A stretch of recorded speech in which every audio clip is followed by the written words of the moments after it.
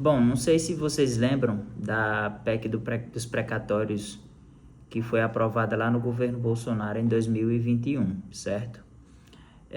A PEC dos precatórios aprovada no governo Bolsonaro em 2021, ela foi aprovada porque naquela época existia uma demanda de títulos a serem pagos, 2021, 22, 23 e 24, que chegavam a 260 bilhões de reais. Então eles fizeram a PEC dos precatórios, que em 2023 o STF foi lá e declarou inconstitucional. Para a gente entender o que é que eu vou trazer aqui agora.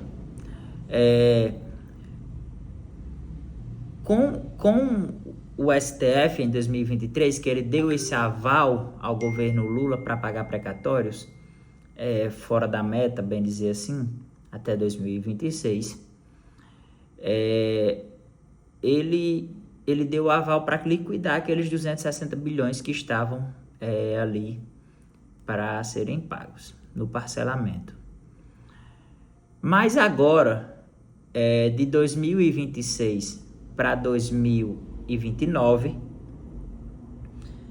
existe um total de sentenças transitadas e julgadas, e aí, quando está transitado e julgado, é muito mais rápido o processo, porque você vai fazer o cumprimento de sentença e logo você manda expedir o precatório, certo? Faz um cumprimento de sentença ali dentro de 6 meses, 8 meses, e já coloca para entrar na LOA, né? Na Lei de Diretrizes Orçamentárias. E o que é que acontece? De 2026 a 2029, o total de sentenças transitadas e julgadas gira em torno de 516 bilhões de reais. Então, olha que no governo Bolsonaro, a gente teve uma PEC de precatórios federais, né, que afetou os precatórios federais, porque tinha 260 bilhões em precatórios no governo dele, de sentenças transitadas para serem pagos. No governo Lula, hoje, de sentenças transitadas para serem pagas a partir de 2026, a gente tem um total de 516 bilhões de reais. O que é que eu quero dizer com isso? Que provavelmente a gente pode ter sim uma nova PEC dos precatórios, além dessa 66, que a gente já viu agora, exclusivamente para precatórios federais. Se o STF não agir, né? Se o STF não agir e não der um novo aval para pagar esses precatórios fora da meta. E de onde é que saiu esses números? Bom, existe um relatório, que é o relatório anual, né, da Justiça, que chama Justiça em Números. Esse relatório ele foi liberado pelo Conselho Nacional de Justiça, e nesse relatório ele traz que existem 516 bilhões de reais contra a União já transitados e julgados, ou seja, esperando apenas o cumprimento de sentença. E quando a gente olha isso, a gente vê que, 2 pontos, já existem sentenças sendo feitos os cumprimentos de sentenças, mas existem ações hoje, no momento, que se você olhar, vai virar precatório. Vai virar precatório. Por exemplo, a questão do IOF, que a gente teve agora. A empresa que recolheu, depois parou de recolher, porque o STF, a Câmara derrubou, depois o STF colocou de novo. Gente, isso é precatório na veia.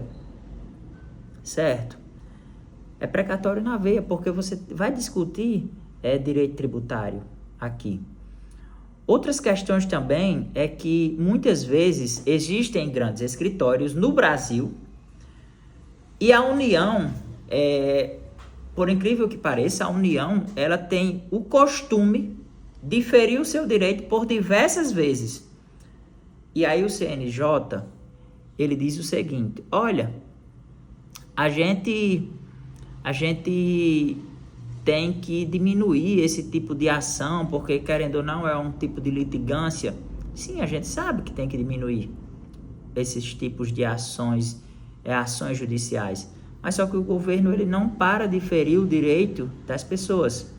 Essa é a realidade. O governo ele não para de ferir o direito das pessoas.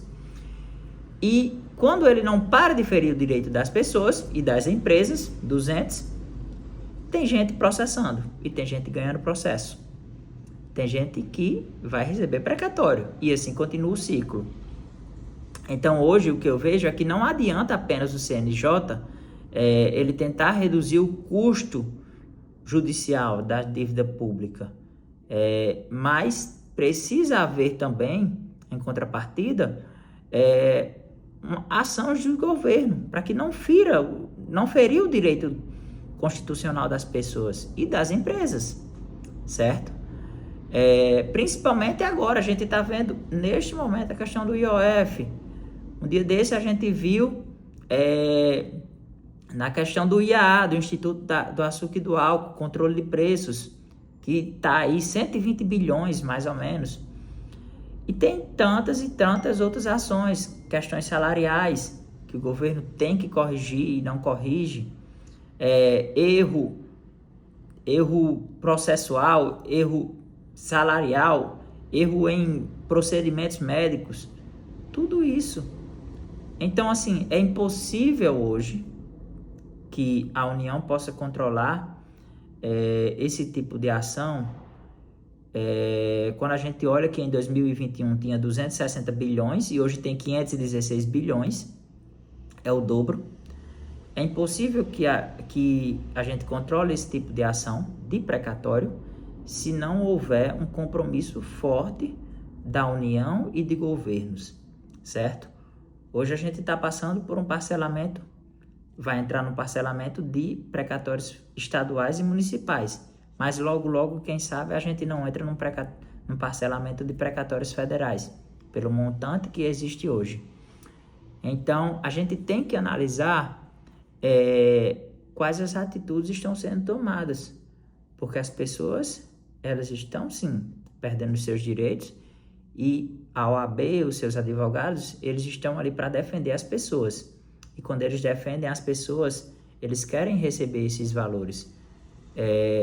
E aí, um adendo que eu trago aqui também é que hoje no Brasil, a coisa julgada e o trânsito em julgado parece que não existe mais.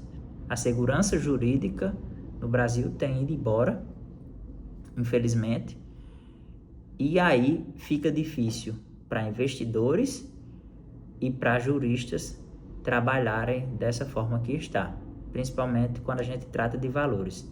E uma coisa que eu digo também, gente, dinheiro é emocional. Dinheiro é emocional. Se existe algo que mexe com a emoção das pessoas, é dinheiro. Então, quando a gente começar a pensar dessa forma, a gente vai ver que as coisas irão mudar.